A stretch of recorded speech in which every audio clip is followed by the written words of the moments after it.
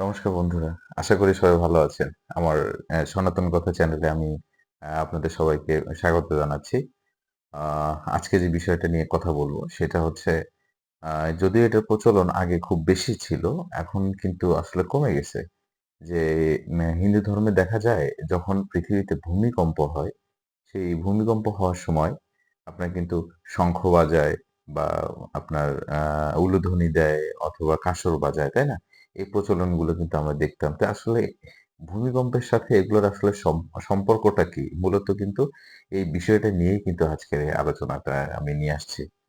তো আমাদের মধ্যে অনেকের মধ্যে আসলে ভ্রান্ত ধারণা আছে। অনেকে আমরা কুসংস্কার বলে মনে করি যে এরকম আ ভূমিকম্পের সময় কেন এগুলো বাজানো হয়? কিন্তু এগুলোর পিছনে কিন্তু সায়েন্স আছে, হ্যাঁ? বিজ্ঞান আছে। আমি আসলে চেষ্টা করি যে আসলে ধর্মের সাথে বিজ্ঞানের যে একটা মিল সেটা আপনাদের সামনে উপস্থাপন করার জন্য। তো যদি আপনাদের মনে কোনো দুঃখ দিয়ে থাকি অনুগ্রহপূর্বক আমাকে ক্ষমা করে দিবেন।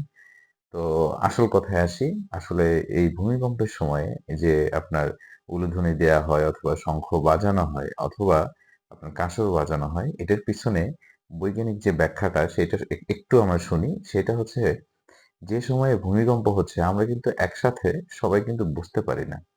হয়তো ২-১ জন বুঝতে পারি, আবার কিন্তু মেক্সিমাম কিন্তু বুঝি না।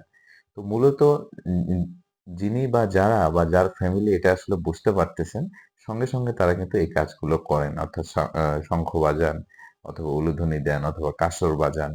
তো এটা আসলে কি মানে জনগণকে কিন্তু এলার্ট করে দেওয়া। সবাইকে কিন্তু আসলে সচেতন করা যে আসলে ভূমিকম্প হচ্ছে এই সময় আমরা যেন আসলে বাসাবাড়িতে না থেকে সবাই খোলা মাঠে চলে আসি। এটাই কিন্তু আসলে মূলত এই অ্যা হিন্দু সমাজে অথবা আমরা যে সনাতন সমাজের কথা বলি, তাদের মধ্যে যে প্রথাটা, এই প্রথার উদ্দেশ্য কিন্তু এটাই।